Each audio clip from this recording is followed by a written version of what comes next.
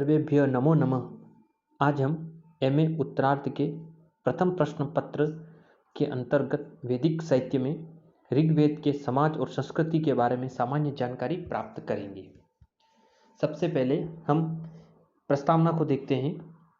ऋग्वेद के मंत्रों में प्राचीन वैदिक युग के समाज की अवस्था का चित्रण प्राप्त होता है। इस वेद में अधिसंख्यक मंत्रों के देवता वर्णन से संबद्ध होने के कारण धार्मिक सामग्री का बाहुल्य होने पर भी कतिपय लौकिक सूक्तों तथा ऋचाओं में उस युग के मानव का सामाजिक, राजनीतिक, आर्थिक और सांस्कृतिक जीवन अंकित किया गया है। ऋग्वेद में अंकित पारिवारिक जीवन संयुक्त परिवार की प्रथा पर आश्रित था। परिवार में माता पिता, भाई बहन, पुत्र पौत्र आदि सभी संबंधी रहते थे। सभी सदस्य गृहपति के संरक्षण में रहकर उसके आदेशों का पालन करते थे। पिता परिवार का गृहपति होता था। पारिवारिक जीवन के विकास के लिए पंच महायज्ञ, संस्कार तथा यम नियम का पालन आवश्यक था। ब्रह्मयज्ञ, देवयज्ञ, पितृयज्ञ, भूतयज्ञ और नरयज्ञ ये 5 महायज्ञ थे। इनमें से आध्यात्मिक ऋणों को चुकाने की कल्पना की गई थी। संस्कार। ऋग्वेद के युग में संस्कारों का महत्व स्वीकृत था। उनमें मानव जीवन के परिष्कार की कल्पना की गई थी। विद्या अध्ययन के लिए उपनयन और गृहस्थ आश्रम में प्रवेश के लिए विवाह मुख्य संस्कार थे। विवाह के अवसर पर अभ्यागतों यानी जो स्वजन है उनका स्वागत होता था।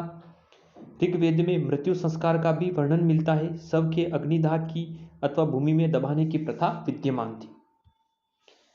अब ऋग्वेद में आवासों के संदर्भ में देखते हैं। इस वेद के अनुसार तात्कालिक आयु के गृह मिट्टी के बने होते थे। उसमें 4 भाग होते थे: अग्निशाला, हविर्धान, पत्नी सदन और सदस्य। सदस्य पुरुषों के बैठने का कक्ष था। इसी में अभ्यागत लोगों का यानी बाहर से आने वाले लोगों का स्वागत किया जाता था। परिधान। ऋग्वेद काल में सामान्यतः परिधान यानी वस्त्र पहने जाते थे। ये वस्त्र ऊन के बने हुए होते थे। कुछ वस्त्रों में जरी यानी सोने का काम भी होता था, जिन्हें उस समय पेशश कहा जाता था। गले में निश्चक यानी हार और रुक्मण यानी धागे में लटका कर पहने जाने वाला स्वर्ण आभूषण पहने जाते थे। इसी प्रकार कंकण, कर्ण आभूषण, मोतियों की माला इत्यादि पहनने की प्रथा विद्यमान थी। भोजन। ऋग्वेद युग के आर्यों का प्रमुख भोजन जौ की रोटी और दूध दही था। जौ का सत्तू भी बनता था, जो आर्यों का प्रिय भोजन था। दूध प्रधान पेय था। आर्यों में दही, मक्खन आदि का प्रचुर प्रयोग होता था। यज्ञों में सोमरस का प्रयोग होता था। इसकी कटुता हटाने के लिए उस समय के लोग उसमें दूध, दही या जौ का चूर्ण मिलाते थे, जिससे क्रमशः सोमरस को गवाशीह या यवाशी कहते थे। सोमरस के पान से व्यक्ति में स्फूर्ति आती थी। इसी प्रकार परिधान तथा भोजन की दृष्टि से सभी लोग सुखी, संपन्न तथा प्रसन्न थे। वर्णाश्रम व्यवस्था। ऋग्वेद में समाज को एक पुरुष का रूपक देखकर उसके 4 अंगों के रूप में ब्राह्मण, क्षत्रिय, वैश्य और शूद्र वर्णों की कल्पना की गई है।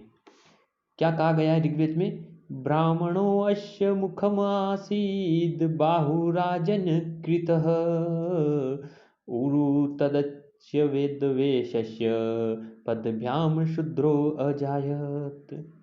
ब्राह्मणो अस्य मुखम आसीत बाहुराजनकृतः उरु तदस्य यदवेश्यः पदभ्याम शूद्रो अजायत। यानी उस परमेश्वर पुरुष के मुख से ब्राह्मण की उत्पत्ति हुई तथा उसकी भुजाओं से राजन यानी क्षत्रिय वंश की उत्पत्ति हुई।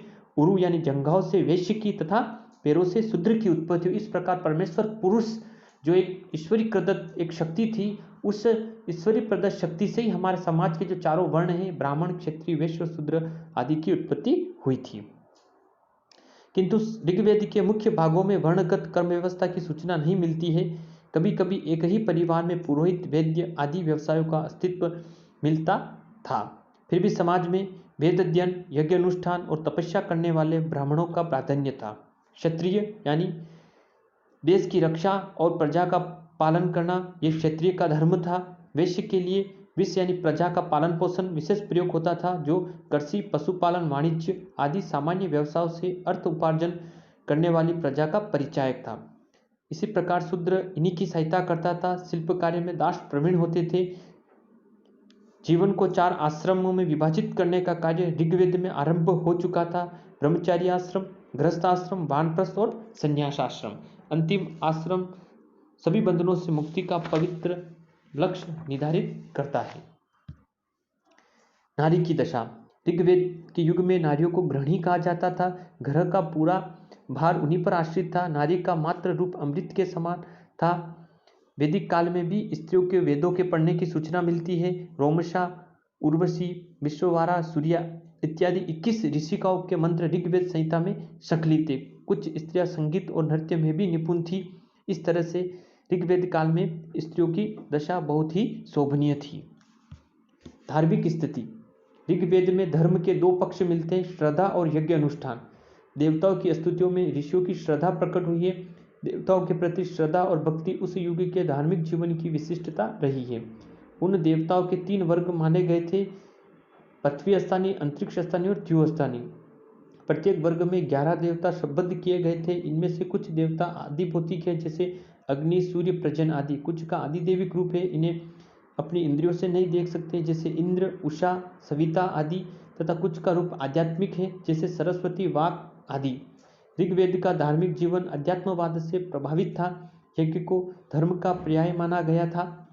यज्ञ ही ईश्वर का रूप माना जाता था, जिसमें कर्म और भक्ति का समन्वय होता था। यज्ञ अनुष्ठान का आयोजन भव्य होता था। उसमें ऋतिजों की संख्या होता, अदव्य, उद्गाता और ब्रह्मा थी। ऋग्वेद के अधिकांश मंत्रों को होता ही यज्ञ में पढ़ता था, जिनसे किसी कर्म में नियत देवताओं का आह्वान होता था। राजनीतिक स्थिति को देखते हैं। ऋग्वेद के अनुशीलन से ज्ञात होता है कि उस युग में राजनीतिक दृष्टि से समाज के 5 स्तर थे। कुल यानी जिसे गृह या कुटुंब भी कह सकते हैं, ग्राम, विश्व, जन तथा राष्ट्र। कुल का स्वामी गृहपति था। कई कुलों को मिलाकर ग्राम बनता था, जिसका प्रधान ग्रामीणी कहा जाता था। अपने ग्राम की रक्षा, संगठन, शांति, न्याय और दंड की व्यवस्था वही करता था। उसकी सहायता के लिए ग्राम सभा होती थी, वही ग्रामीणों का चयन भी करती थी। कई ग्रामीणों से विश्व बनता था, जिसका अध्यक्ष विश्वपति होता था। ग्रामों का पारस्परिक संबंध वही बनाए रखता था। विश्व का समुदाय जन होता था, जिसका प्रधान जनपति होता था। उस युग में 5 प्रमुख जनों का पंचजनाह निर्देश उल्लेखित हमें मिलता है। अनेक जनों से राष्ट्र बनता था। उसका स्वामी राजा या राष्ट्रपति होता था। राजा का कार्य राष्ट्र की रक्षा, शत्रुओं का नाश तथा राष्ट्र की श्रीवृद्धि करना था। शासन की 2 पद्धतियां प्रचलित थी उस समय, राजतंत्र और प्रजातंत्र। राजतंत्र में वंशानुगत राष्ट्राध्यक्ष होता था, किंतु प्रजातंत्र में उसका चुनाव होता था। दोनों स्थितियों में अध्यक्ष का अभिषेक होता था। राज्य संचालन के लिए सभा और समिति 2 संस्थाएं विद्यमान थी। सभा छोटी और समिति बड़ी संस्था थी। समिति को अधिकार था कि वह अयोग्य राजा को हटाकर नए राजा को स्थापित कर सकती थी। अब हम ऋग्वेद की आर्थिक स्थिति को देखते हैं। उस समय का आर्थिक जीवन कृषि, पशुपालन, वाणिज्य, व्यापार और उद्योग धंधों पर आश्रित था। कृषि के योग्य भूमि को खेती में परिवर्तित किया जाता था। खेती करने वाले को ऋग्वेद में किनाश कहते थे। ये लोग हलों से भूमि की जुताई करते थे। ऋग्वेद में उल्लेख मिलता है, शूनम न फालुम विकृशंतु भूमि, सुनम किनाशु अभियंतु वाहे। यहाँ पर भी उस किनाश शब्द से तात्पर्य खेती करने वाले के संदर्भ में आया है। बीज बोने के बाद खेत की सिंचाई भी की जाती थी। इसके लिए नहर, जिसे ऋग्वेद में कुलिया कहते थे, नदी, सरोवर, कूप आदि का प्रयोग होता था। अन्नों में यव, गेहूं, धान, चना, मांस यानी उड़द और तिल प्रमुख थे। पशुपालन भी अर्थव्यवस्था में महत्व रखता था। लोग प्राय गायें पालते थे, जिनमें वस्तुओं का क्रय विक्रय भी किया जाता था। भेड़ और बकरियां भी रखी जाती थी। अश्व का मुख्य प्रयोग युद्धों में होता था।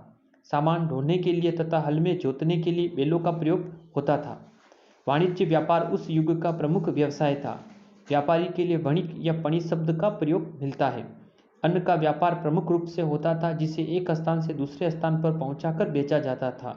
वस्तु विनिमय प्रणाली यानी के अंतर्गत गायों को इकाइयों के रूप में मूल्य मानकर खरीद बिक्री होती थी। पणि लोग नावों से भी सामान की ढुलाई यानी परिवहन करते थे। उद्योग के रूप में वस्त्र निर्माण, रथ निर्माण, आभूषण और शस्त्र बनाना प्रमुख थे। बढ़ई, हिरणकार, चर्मकार, विषक, कारु यानी शिल्पी या संगीतज्ञ तंतुवाय आदि व्यवसायों का उल्लेख इस वेद में मिलता है।